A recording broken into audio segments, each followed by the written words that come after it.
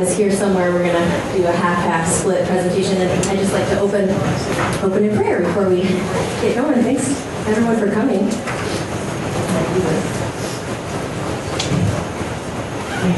Heavenly Father, thank you for bringing all these people here. Thank you for your heart's missions. Thank you for loving us. And despite how we look to you, the person, we ask that you would send out workers into your harvest of mental health. In your name we pray. Amen. Well, welcome everyone. I love looking around and seeing some familiar faces, some people I hope to get to know later.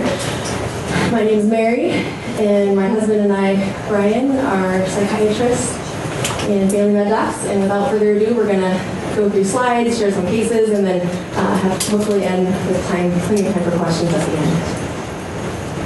Of course, we always have objectives, so we're going to talk about global mental health in general.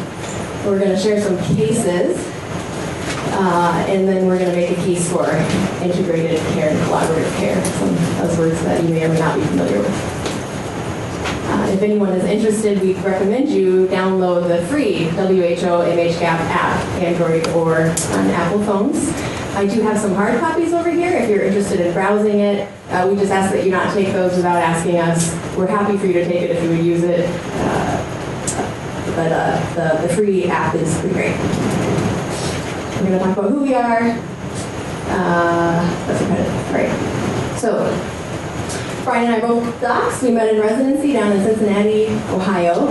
It's an interesting program where it's a family medicine psychiatry dual program, kind of like MedPeds, but less well known. And we went to Cameroon in 2016, serving at Bonso and Bingo Baptist Hospital. Who here is familiar with those hospitals? Some hands. Yeah, I know we've got even a Cameroonian physician here with us today, Gay, Dr. Nora, right? And they put up with having a couple psychiatric-minded family physicians for a few years. And then we're planning in 2020 to go spend some time working at the Miami Counseling Center, providing mental health care for missionaries in Kenya. Unfortunately, Cameroon has some political instability where we're not able to go right now. We've done some short-term trips to other countries as well. We have a new organization, Global Outreach International, and prior to that we were serving with Samaritan's Purse. We've been experimenting with sort of a unique model of being overseas 9 months a year and then working back at Ohio State University 3 months a year for a variety of reasons. We're happy to chat with anyone afterwards if they're interested in sort of atypical missionary models. And we used to say that we're more than happy to have rotators come work with us overseas in Cameroon, but that's on hold right now because of the instability. Okay, so jumping right in. What counts as global mental health? Raise your hand if you went to Rahel's talk right before this one. A lot of people, so friendly souls in the audience. So this will be maybe a little repetitive, but with a different twist, maybe more of a clinical twist. So the World Health Organization divides it into, I would say, sort of 3 categories. So there's mental, which I call psychiatric, so things like mood disorders, bipolar depression, anxiety disorders and trauma-related disorders, psychotic disorders, and then cognitive or intellectual impairment. So that could include children with developmental disabilities, autism spectrum, traumatic brain injuries, or geriatric adults with dementia, HIV dementia even. And interestingly enough, the World Health Organization counts neurologic conditions under mental health. Controversial. We'll talk a little bit more about that, but so if you see on the mhGAP an abbreviation MNS, it's for mental, neurologic, and substance use disorders. And I always have to throw one at the end, medical. Of course, there's always medical conditions that masquerade as psychiatric, right? Some quick stats, which is kind of a review again from Rahel's talk, but I feel like we just can't say it enough. This is a huge problem that often is ignored, especially, I would say, in religious and Christian communities. 1 person dies every 40 seconds in the world from suicide. And 1 out of every 4 persons in the world, in this room, will be affected at some point in their life with one of these disorders. And about 2/3 of them will never seek treatment. And currently, Globally, depressive disorders are the fourth leading cause of local disease burden. They're expected to be second by 2020, so what, six weeks from now? And then by 2030, they may actually be the first, sort of the leading worldwide cause of disability. Throwing in a photo here to keep you awake. This is a psychiatric hospital in Rwanda. And for those of you that do some work abroad, you'll recognize sort of a typical ward setup with beds very close to each other. The patients right now are sort of out in a group therapy, dirt roads. All right. Some more stats. So 40% of countries in the world have no mental health policy. And then a quarter of countries don't have the three most commonly prescribed drugs for schizophrenia, depression, and epilepsy. Again, WHO considers epilepsy to fall under mental health from a statistics standpoint. We'll talk more about what those specific medications are. And what I would say, if you take nothing else away from my talk, remember this. There's only one psychiatrist for 100,000 people in most countries in the world. There's never going to be enough psychiatrists. Here's sort of a motivating quote from WHO about how mental illness is not a personal failure, but perhaps our way that we respond to people with these conditions is. Another psychiatric hospital, this is the one in Cameroon, again, where I probably spent the most time. It's in the capital city, Yaoundé. I like this picture. This is their seclusion room. So anyone who works in mental health knows that sometimes when people are violent and trying to keep them safe, keep others safe, we put them in a seclusion room. Well, this one, the door is broken, the lock is broken, no one knows quite where the patient is. I think they eloped, kind of jumped over the wall. So I wanted to ask you in the audience, think about your patients. I'm assuming you work in healthcare. Your patients or your family members. Try to think about who is the most annoying, most difficult patient in your whole career. Maybe we are thinking of non-patients, right? For the family.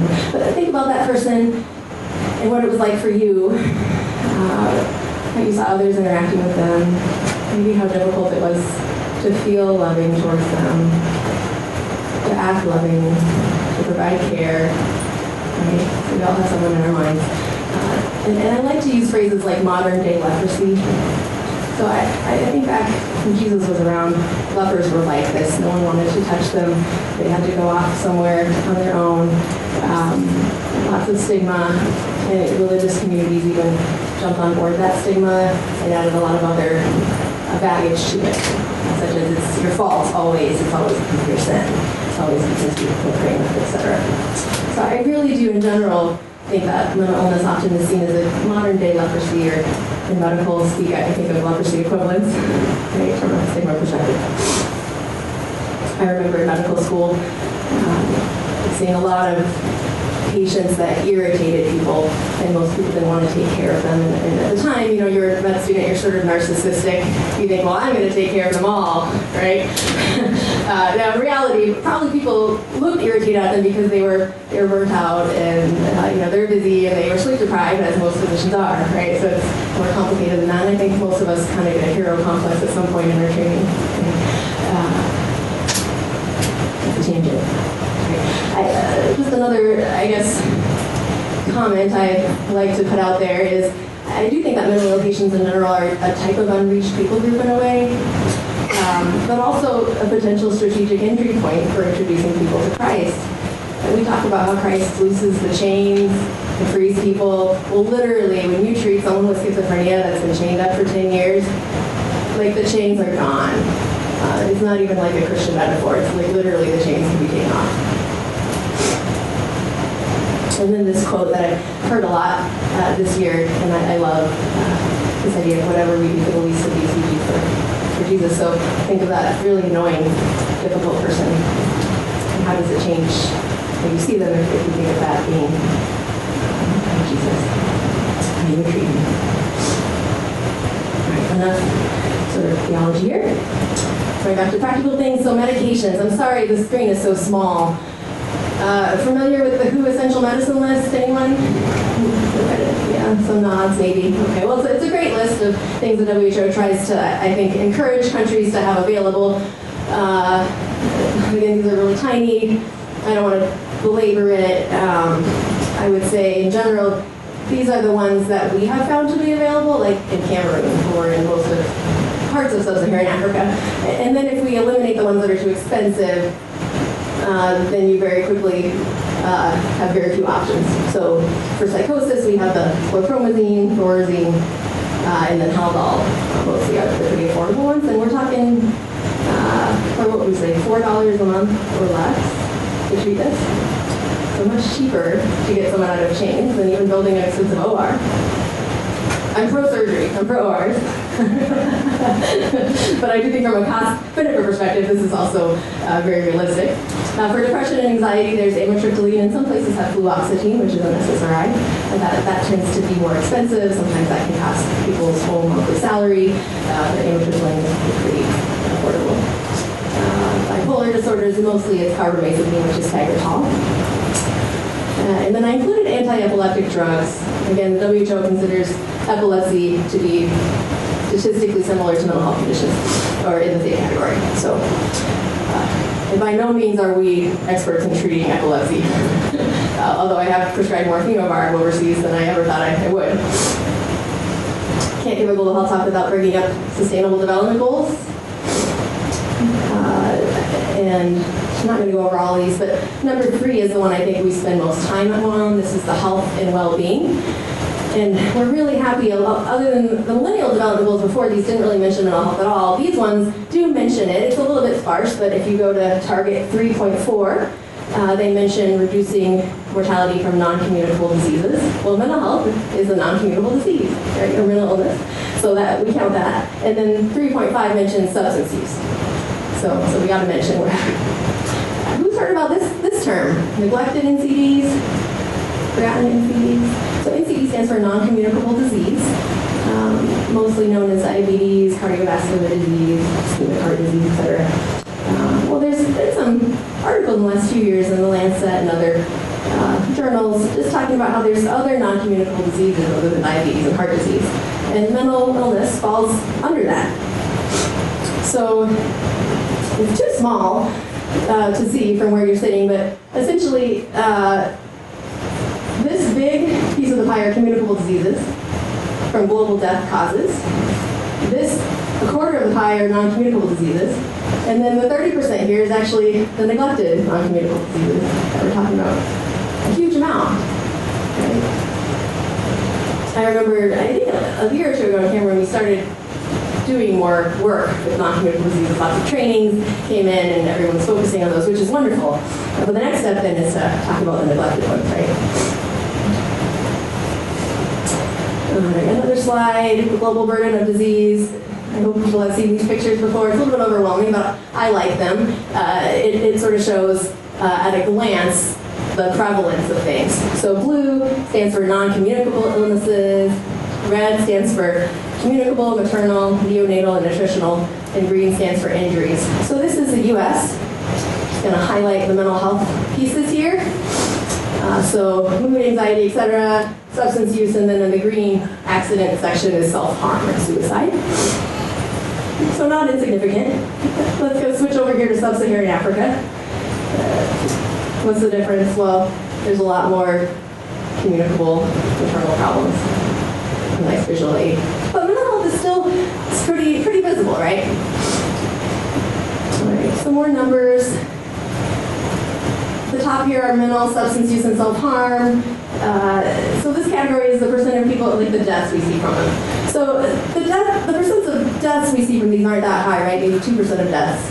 As opposed to cardiovascular disease, 32% of deaths.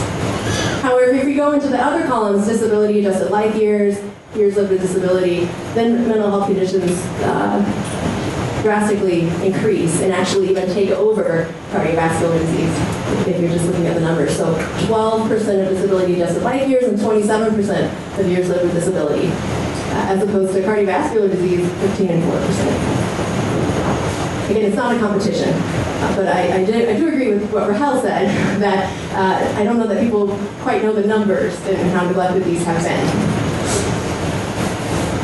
Almost done with the boring statistical slides, so we'll get to some cases. From From a prevalence standpoint, back in 2017, anxiety disorders were probably the most common around the world. And remember this for a bit later. I'm going to ask you a question to test your memory, right, your cognitive function. Depression comes closely after anxiety disorders, and then substance use, bipolar, etc. All right, this is my last hard-to-read graph slide. This is actually a study in the U.S. And I love this slide because it basically tells us who is seeing these patients, like right now. So all the depressed people or all the schizophrenic people who go and get help, what kind of providers are they seeing? Are they seeing psychiatrists? No, someone's shaking their head. I guess it's kind of rhetorical at this point. So actually in cities, this column is psychiatrists. So in urban areas in the U.S., yeah, if you have depression, you have a 60% chance of seeing a psychiatrist. A quarter of you are still going to see a primary care doctor, so an internist, a family med doc, maybe a pediatrician. But if you go to smaller towns or rural, that turns on its head. A quarter of you in a rural area in the U.S. are going to be able to see a psychiatrist, but most of you are going to need to be treated by someone else. And then if I can be that person that adds my own bar to the graph, this is the rest of the world, okay? So the rest of the world, there's no psychiatrist. So who's going to be treating these patients? It's going to be generalists, internists, family docs, pediatricians, specialists even, right? There's just not enough psychiatrists. So whether you want to treat these patients or not, whether you're trained to help them or not, you're going to be seeing them. So the next question then is, how do we help make you and others more comfortable, feel a little bit more competent to help police with these, right? Here's where we talk about collaborative care. Silos is a metaphor we use in healthcare to talk about sometimes how it feels like each condition gets treated by a different person, right? So you go see your endocrinologist for your diabetes, and your kidney doctor for your high blood pressure, and maybe your oncologist for your thyroid tumor in remission. And this is very much sort of a Western developed country way of managing illness. We do have primary care, and there's a lot of emphasis on that, but I would like to just say that I sort of see our patients more like this. So we would like them to fall into these neat silos, but what really happens is it's messy, right? And illnesses don't always fall into one category.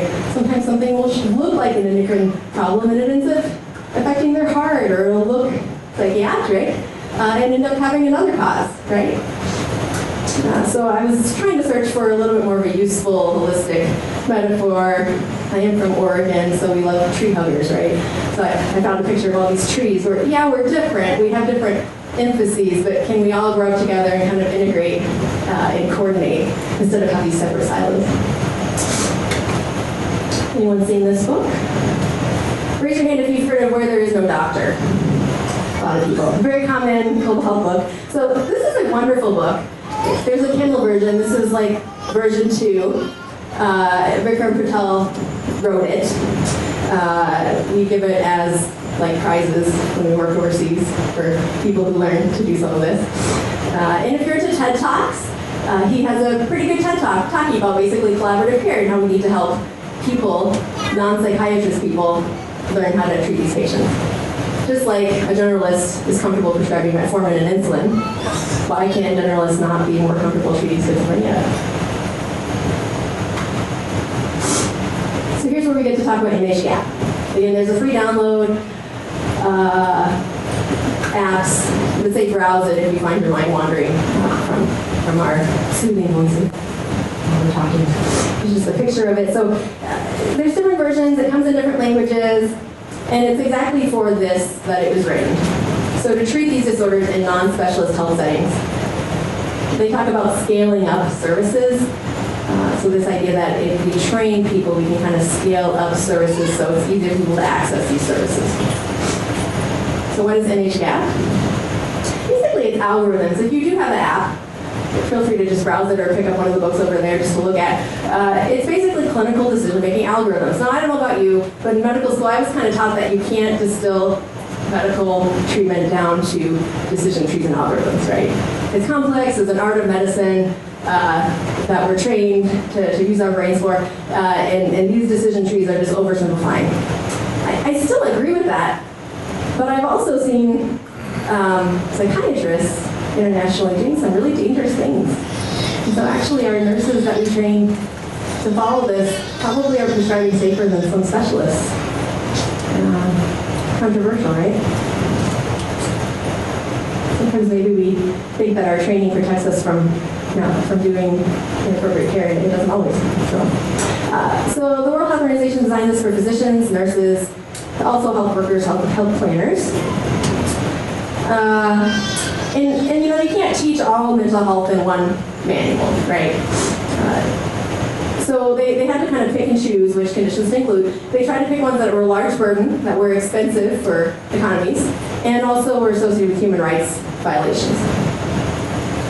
So if you're able to look at, here's a table of contents, again very small, you'll see things like depression, psychosis, epilepsy, neurologic, right? That's our silo here, for sure. There's a child disorder chapter, dementia, substance use, self-harm, and then in the other chapter talks a little bit about like conversion disorder, some agitation and things. What's missing? Here's your cognitive test. That's not here. Anxiety. Yeah! I don't know why there's no overt mention of anxiety and PTSD. I will say, like in this last chapter as like a footnote, there's like a paragraph about PTSD. But the longer I work overseas, the more just so much is related to trauma. So it's not perfect. So we've done some training seminars. We did 4 of them in Cameroon in English. We went to Chad and did one through a French interpreter. I don't know that I want to do that again. That was hard. Although if you're interested in having an mhGAP seminar wherever you work, please send us an email or talk to us. We tried to be creative in how we teach it. We did some lectures. We had role plays, games. We had some of the students like teach each other. I don't know about you, when I was in school, I really didn't like role plays, but I do think that the things I had to role play stuck with me better than anything else. So therefore now as an educator, I do a lot of role plays. All right, this is, anyone here know what an OSCE is? Yeah. So OSCEs are a med school thing where we're forced to that's how I experienced it, as being forced to meet with a fake patient or standardized patient. It's an actor that gets paid to act like a certain illness, and we get graded on how well we interview them. So after the seminar, we actually had our trainees, nurses and some physicians, interview our standardized patient. So this is Itue. He's a mental health social worker. He's a really bright guy, and he was a great schizophrenic actor. And so she's smiling because I think she's just laughing at seeing her colleague that she knows pretty well looking like someone with schizophrenia. They had a lot of fun with that. And we give them feedback. All right, and as with any training, we know it's easy to lecture people, but what are they actually doing out in the real world? That's kind of where the rubber hits the road. So we try to provide supervision by phone, WhatsApp. We still provide supervision by WhatsApp. I still get WhatsApp messages almost every day with some of these nurses presenting cases and giving me the workup and asking what next to do. And usually they actually already knew what to do and it's appropriate. But it's a kind of fun way to be connected. And then in person, this is when we drove out to the little health centers in the village and tried to meet with them in person and see some patients together. All right, last slide before Bryan takes you through some cases. So collaborative care. This is a picture of the WhatsApp. This is like a case presentation that one of them typed out. Oh, I see a lot of smiles. I think a lot of us talk about patients over WhatsApp, right? Did you know you were doing collaborative care? So this is a concept that came out of the University of Washington. Mayo Clinic picked it up and is doing research. And it's this idea that with specialists, you don't have to be the one providing the care. You can be available to the generalists to help them, as long as they have kind of a basic level of knowledge. And then they can provide the care, and therefore you can reach more people. It has been shown to improve outcomes in developed countries for diabetes. A1Cs are lower, blood pressures are lower, less risk of heart attack, or less rates of heart attack and stroke. And there's different ways to do it, but I do think when you're reviewing cases from a distance, that's a form of collaborative care. Pat yourself on the back. And now that you come to our talk, grab our business cards and feel free to email us if you are interested in running cases by us. We love it. It encourages me to know that other people are doing this. So I will pass the mic on to my other half. he'll take you through the interesting stuff.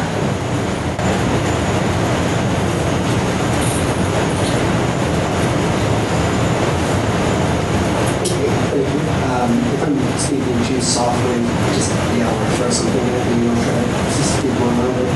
I'm just going to talk about some cases that we saw in the field, and even though we're calling this a lecture on global mental health, really, these are only pertinent to the country and city in which we saw them. Every place is so individual. This is actually the Christian church in Abeche, Chad, which is up in the far northeastern part. It's the only Christian church there. And the lady in the back in blue, Dr. Ann, found a really good way to bring the Muslim population to church is giving them free health care. So she set up a mental health clinic in the church and really had a lot of folks coming to it. The first case was this 42-year-old lady who came in and she had about 2 years with symptoms of depression, a lot of tiredness, really had motivation to get things done around her house, and had never gone to see a generalist, mostly because there wasn't one, but also because she believed that she had a jinn or a demon that was causing the symptoms. And we would see that quite often, that mental health problems really were conceptualized as spiritual health problems. With each of these cases, what I'm wanting to do is kind of go through some of the cultural, social, and spiritual factors that were relevant. In this lady's case, I took her history. It really sounded like major depression until she took her Lafai off. She had this huge goiter, which was indicating low thyroid, which could have been a major cause for her symptoms. So certainly, culturally, as I mentioned, in this town there really were not very many medical providers. So maybe if the neck is visible, somebody might have known it had a massive neck. But also, and you will see this mentioned in pretty much every case, there was shame of seeking treatment for what she saw as either a spiritual attack or laziness. Right? And socially, a big social factor for this case is that the salt in Abeche generally is not iodized. We're lucky that we get iodine in our diets. Well, even though levothyroxine, the medication is available, really the first step to treating hypothyroidism in this town was to say, instead of going to the market and buying salt from the salt vendor, go to the store. It's more expensive to get the iodized salt. Spiritually, that general conceptualization of mental health issues that are really more of a spiritual illness. Ingestion of food, I thought this was really kind of an interesting thing. The children in this town would wear amulets, and they were Quranic verses that had been cut up very small and put in the amulets for protection from demons. But when somebody had the demon, a way that the imam would treat it would be to write out the Quranic verses and then pour what is considered as water over them into the vial, and then you drink the vial. Who knows what's in the paper? There's heavy metals or other toxins in there. The second case was a 17-year-old, this is in Cameroon, who was admitted to the hospital with compartment syndrome in the forearm, basically where the high pressure buildup and infection are the causes. And after about 2 weeks in the hospital, she disclosed to one of the chaplains that this had been a suicide attempt by injecting gasoline into her arm. It was when she had a fight with her boyfriend, and it was a boyfriend her parents didn't know about. She had history of abuse, getting a lot of pressure. And by the time she left the hospital, she wasn't suicidal. But a large part of what happened beyond the surgeons addressing this acute issue was that the nursing staff and the chaplains were working on facilitating some communication between her and her parents. But the cultural aspect is a lot of shame with having these thoughts and thoughts of hurting yourself, feelings of worthlessness. This is going to sound really strange, but there's also fewer safe ways to make a suicidal gesture in these movies. In the unless if a teenager is really crying out for help, and maybe not at the point where they're wanting to hurt themselves, but and they're learning the way that they can get that message out there. You go on Facebook and post it, and probably within an hour you'll have a sheriff at your door. You can take a non-lethal dose of ibuprofen. I mean, there's different things in our country that people do as a gesture, versus when you're in a really resource-limited area, there aren't, as strange as it sounds, there aren't as safe of ways to make suicidal gestures. And so sometimes it's good things like gasoline or hanging, things like that really can be quite illegal. Also socially, in a really paternalistic society, in this country, teenagers need to talk back to their parents, and certainly, I know not everyone to talk back to their parents, but in countries where it's very paternalistic, that dialogue between parents and teens is going to be less common. And spiritually, because of the spiritual conceptualization of mental illness, oftentimes folks who are suffering, the first contact that they're going to have is going to be with a pastor or a chaplain. And so providing clinical education to the clergy really was an important step in trying to increase awareness of mental health issues, trying to help get people into treatment.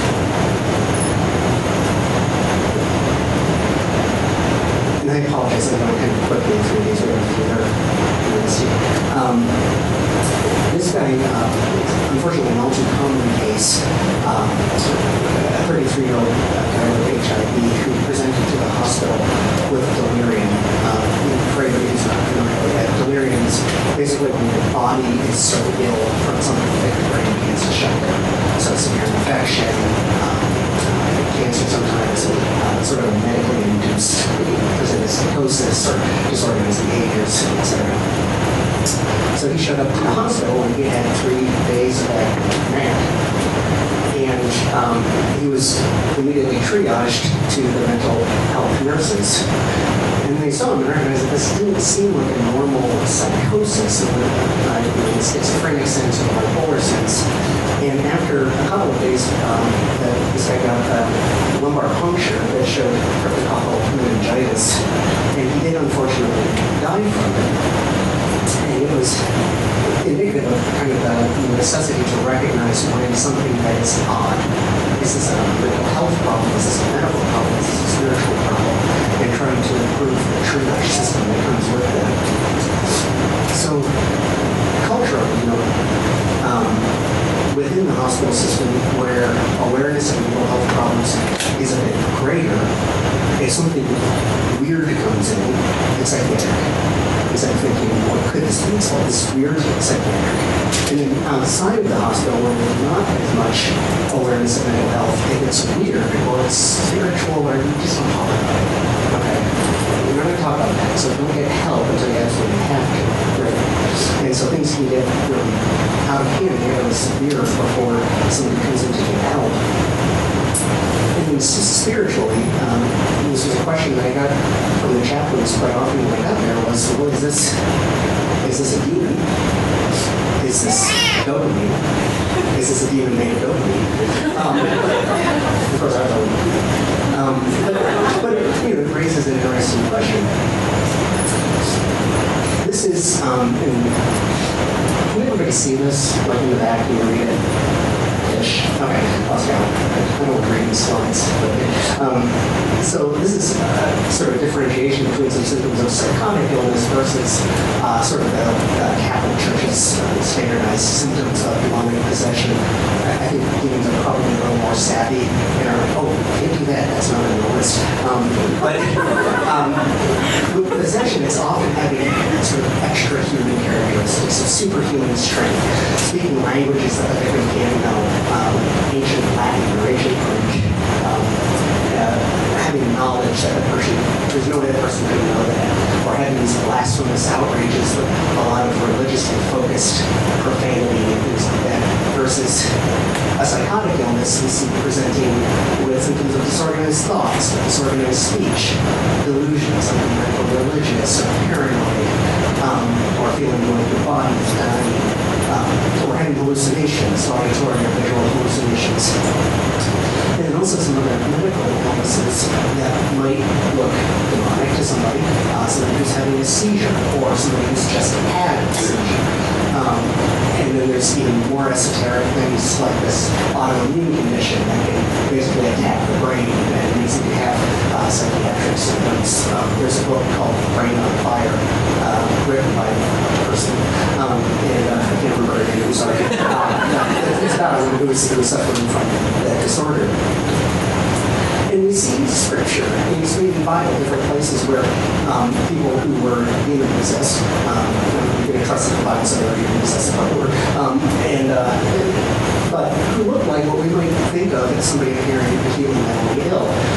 Matthew 8:28, with the extremely violent man. This one with a boy who was shrieking, convulsed, and looked like he was dead. He sounds like a seizure. Another man, actually for help, mentioned something we were talking about, crying day and night, moving tombs and cutting himself. Even to the point that this one, Jesus casts the demon out of the person.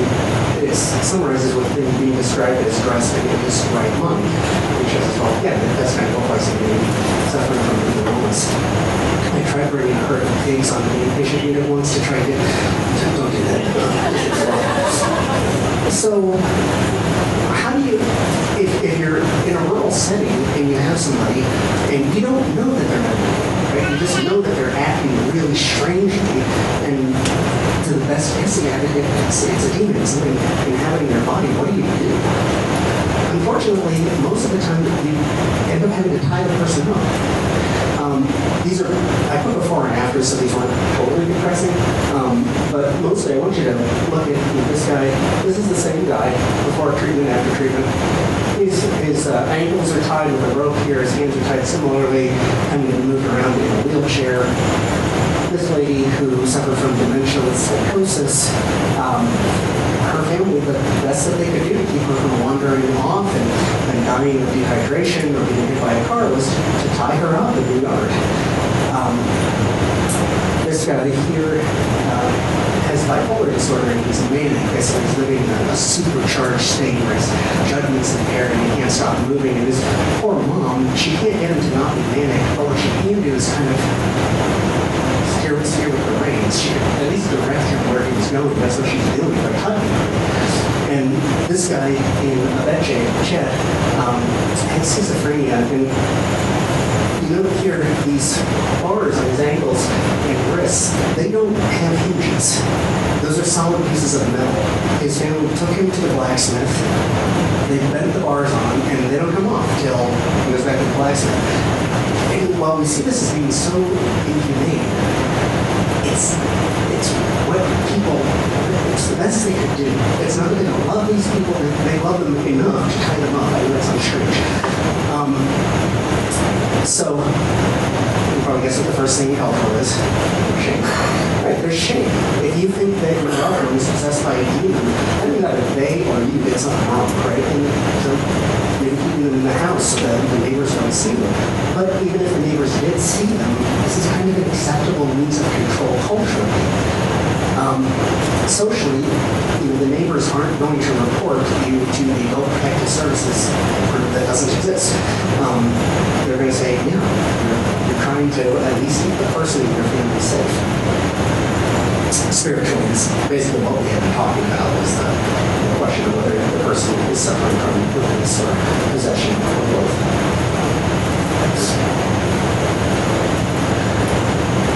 Because there are people here who worked at a hospital similar to here. I will say, I know everybody here, and I know this person, and you don't know this person, so don't worry.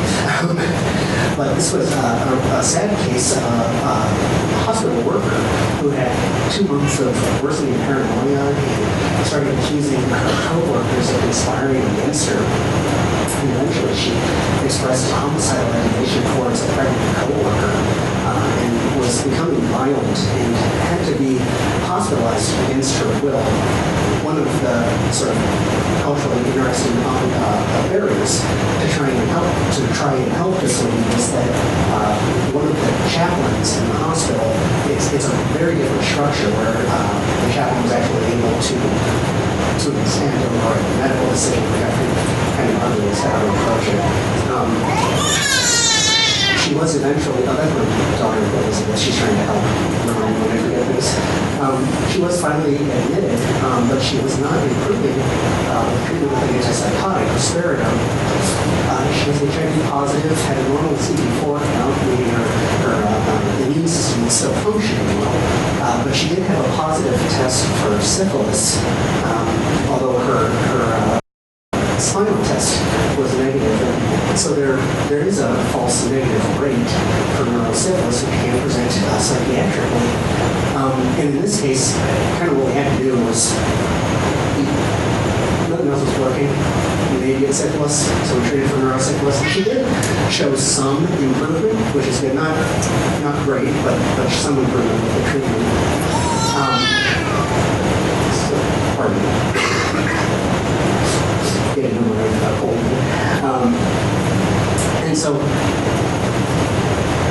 this case had a lot of different aspects of culturally, sexuality, being shamed outside of marriage, and within the system, the ability to do a job being terminated if someone becomes pregnant outside of marriage, the stigma of HIV and sexually transmitted infections in general, and then a dual relationship that we don't see in the States so often. Here, if I have a mental breakdown, I'm probably not going to get hospitalized in the hospital where I work by the people with whom I work, who are also my neighbors. But there's one option, that's what you go with. And also, the dual relationship of someone who is maybe working in mental health and works with people who are suffering from schizophrenia. Other people within the health system, well, I want to work with them because we're not cash them. Like they give me the schizophrenia yes. And then also with cultures that are much more communal focused as opposed to individualized, maybe privacy isn't as valued, or it's valued different. I think it would be a better way to say that than we might see it here in the West. Socially, limited access to prophylactics, sexual education, lack of some of the formal procedures that we might think of in our hospital systems for care providers or workers suffering from mental health problems. And then spiritually, there is a lack, when somebody is suffering with something like HIV, let's say, their first contact might be going to the chaplain to talk about the stress that they're having with us. Well, what if you don't trust the chaplain? Because the chaplain is also in bosses, and that confidentiality might not be as strong there. So that kind of is an awkward situation. And we're thinking of it in the sort of scrutiny sense of maybe this is how the games are running. Maybe it's not trust each other. We said for time, sorry. Oh, good, okay. Also saw a lot of substance abuse. We'll go into the details of this case, but see a lot of tramadol abuse, as well as these alcohol statutes that's lying all over the ground. They cost the equivalent of about 20 cents, and they have the equivalent of 2 shots of hard liquor. So it's pretty cheap and easy thing to get. And the tramadol often will be coffee by the side of the road and have some tramadol in it for quarters. And people say that gets them strength, it helps them concentrate better and work more. Well, culturally, maybe it's not so bad because it's not like a drug. It's not like a pain, right? It's a prescription drug, but not a prescription for it. And socially, if it gives you strength, it gives you focus, and you're a subsistence farmer, and the more you work, the more you make, the more you eat, why not, right? It's cheap, it works, you do it. That kind of makes sense. And then spiritually, in the community, whether it's a Christian community or a Muslim community, if there's a prohibition against drinking, what do? That's kind of drinking. Drink alone. I say that jokingly, but that's a pretty unhealthy drinking pattern. If somebody is struggling with alcohol. And then also some hallucinogenics may give somebody a sense of having a spiritual experience, and maybe that actually would lead them to doing more. Things like I always say ayahuasca is what's called.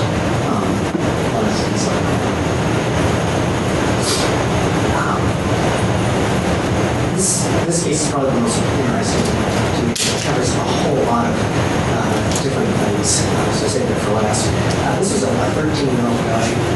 admitted to the hospital with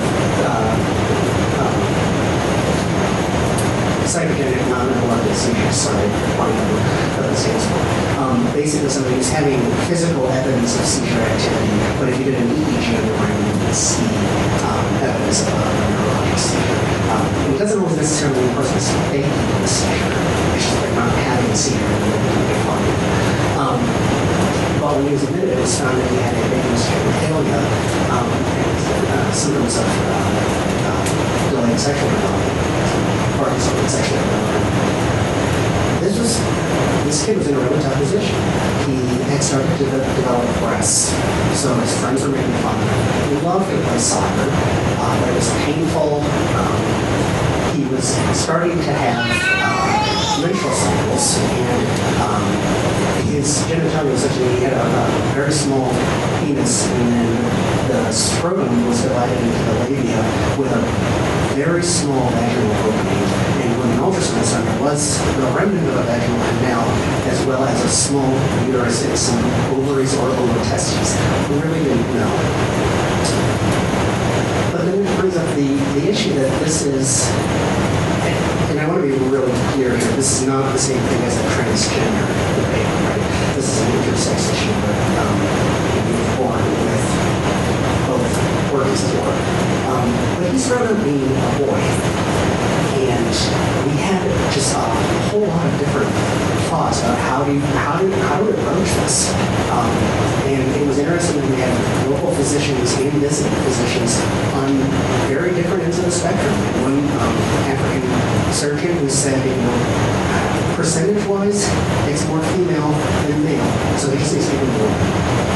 And other folks saying, there's plastic surgery, testosterone supplementation, he identifies as a boy, help him be a boy.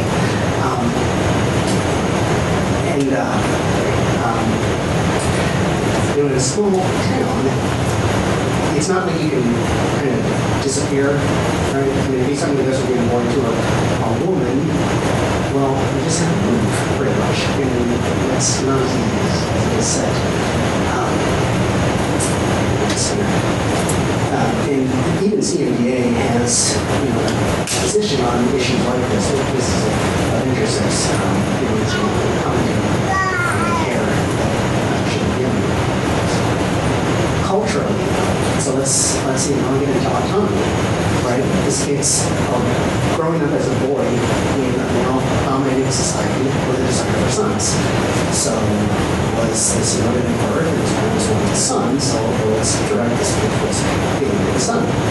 There's really not, sex and gender biology is really not spoken about, regardless of what your theological views are on it, it's just not talked about as much. Socially, there's more power. This kid's going to have a better life as a man than as a woman.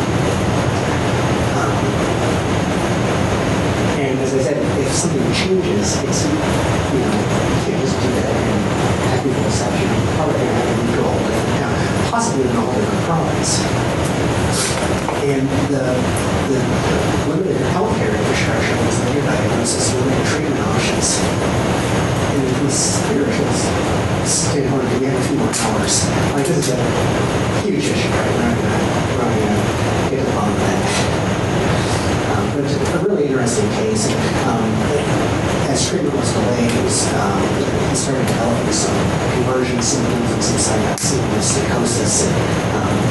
Quite sad. I'm curious now how he's doing. Unfortunately, I don't know. So common themes among these cases, one, shame is a major player in personal mental health care and mental health treatment, and the lack of access, lack of money for treatment, spiritualization, health problems, and community investment or individual investment, kind of like large themes of how to approach these cases. As Mary was saying, to get more mental health care worldwide, it really needs to be a more integrated function of primary care providers and those the people that will be seen. You have great psychiatrists that are going to see them, it's not going to help. But you're going to be seeing a community nurse, a family doctor, what have you. Let's focus there trying to improve awareness and helping with treatment. role modeling things like one-care learning, trying to have humility is huge because, coming into a different culture, but it's weird because you're coming into a Western medical culture in a non-Western societal culture. And there's lots of ways within the process of trying to learn into a good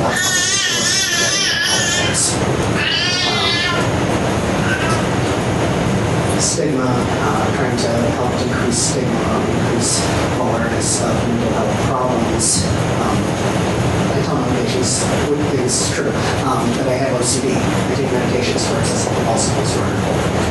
There, it's out. Right? So they struggle with anxiety or depression. It's okay. There's treatment. You can help. And then some other public health things that we were working on when we were in chronic brain injury prevention that's trying to distribute motorcycle helmets and this question about nurse prescribers. We're not talking about nurse practitioners here. This is people with very basic nursing training ready to prescribe. Is that nothing? Is it dangerous? And it's all a good discussion. This is one of their no help posters. In fact, they're pretty funny if you can get up close to read them and look at some of the drawings, but that was one of the interesting things. It's mental health support group. And these are just some words in the hospital. One thing that's helpful is if you do have somebody in the psychiatric ward, you really want to consider because the family members have to stay with them at night. Comes to be caregivers, so that is helpful. So in conclusion, is lots of challenges in infrastructure. The mhGAP really is a really cool program, even if you don't have any interest in using it. Take a look at it. It's really neat how it's set up and trying to get into a more integrated care system sort of the investors to try and help those people. So thank you.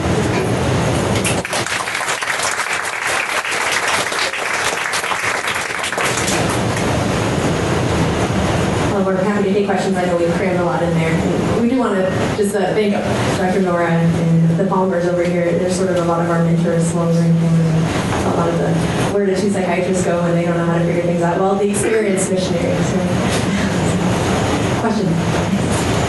You actually see patients that did have the infection? Repeat the question. We saw patients who did have demon possession. Not that I know of, or at least none that in general were responding to alcohol. So it's unlikely to be demon possession. And that did actually raise an interesting question of approach and how do you explain mental illness. When you're seeing a whole bunch of people in a limited amount of time, is it better to explain that this is a neurologic process that's causing these symptoms and not a demon? Or is it better to say this demon doesn't how well it's it really is a valid question. What do you do to get people treatment if you do later? But I do want to say also, I mean, we pray with all our patients against demons as well as prescribing alcohol. We're certainly on a personality spectrum, not necessarily going to be a sort of a dramatic casting demons out kind of thing, but I don't know that that's what Jesus requires either, right? I do want to quote my dad, who's a Christian psychiatrist. He says that demons are pretty smart, so they're just as likely to be in politicians as they are to be in schizophrenic. Yeah, have you all been, your capabilities to telemedicine or smartphone app? Have y'all tried that? Yeah, the question was, have we looked into using telemedicine or smartphone apps to improve mental health availability? Well, yeah, it just within your practice overseas. Yes. Yeah. The biggest barrier, at least in Cameroon, is getting the computer equipment on the other end and reliable internet transmission. But the smartphone app with WhatsApp and even using the video chatting on WhatsApp really has improved a lot of access. I'm sure a lot of people never have done that. I mean, you can send videos of like this weird twitch that someone has, and then we can look at it and be like, that looks like Huntington's, right? It's just amazing. Thank you for bringing up telemedicine. It's probably part of the big feature of missions, whether you want it to or not.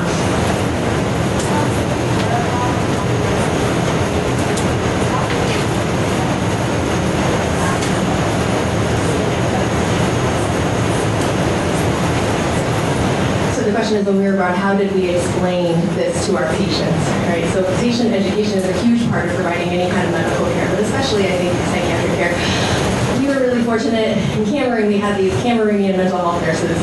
And so they bridged that gap a lot of times for us. They had a really cool way in pidgin English of explaining to patients just exactly how, in their culture, they would understand. So we could talk for hours on how we might explain it, but ultimately, then like the nurse would step in and like in 30 seconds, and the family would be like, "Oh, okay." So that's sort of a non-answer. That it's complicated. I think as a general approach, if I was in the hospital for me to find somebody, I'm not going to try. I'll go talk to Nora and say, "Hey, how would you explain this to the person? And what would you explain this to the person?" I mean, we would try. Other question. I'm going to try to speak up. I'm sorry. So you mentioned that suicidal gestures are largely specific to developed countries.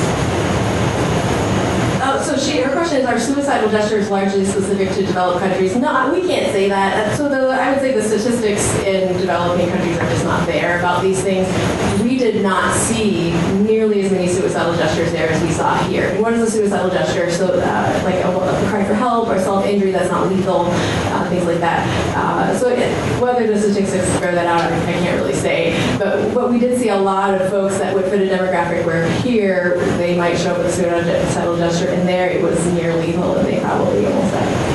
Yeah, I apologize if that was ambiguous, but not to say that it was more common in one of the Western countries. It just manifests very differently because of the limited ways that you can do it.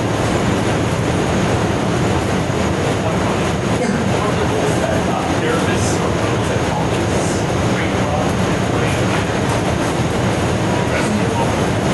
Yeah, so the question was about the role of therapists and clinical psychologists in treating folks abroad.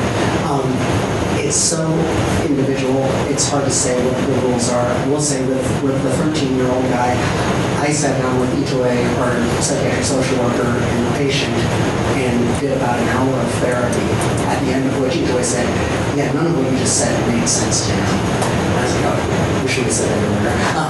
But yeah, it's just so individualized, knowing not just language-wise, but conceptualizing the way we ask questions and the way we interpret answers.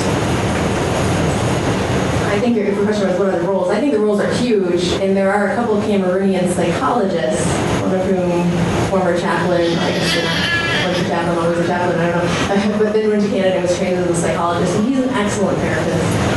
And so if we had really tough cases and he was in the area and he would travel a lot, we would ask him to sit down. But one session with a psychologist, that's not very much, right? So we need more workers in the harvest field, so to speak, right? Anyone interested in training more psychologists? I know East Africa has several psychology training programs. West Africa, not as much as you nodding, perhaps. You could.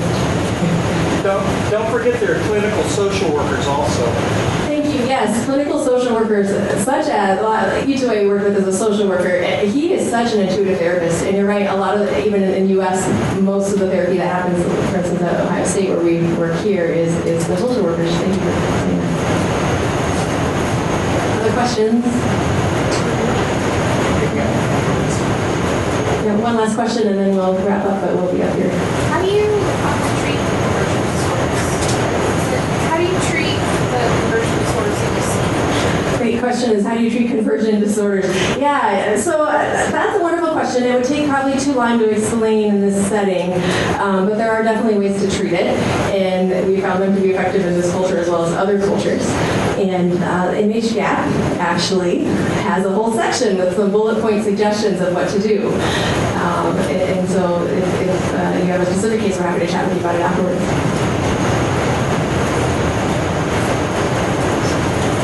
All right, thank you.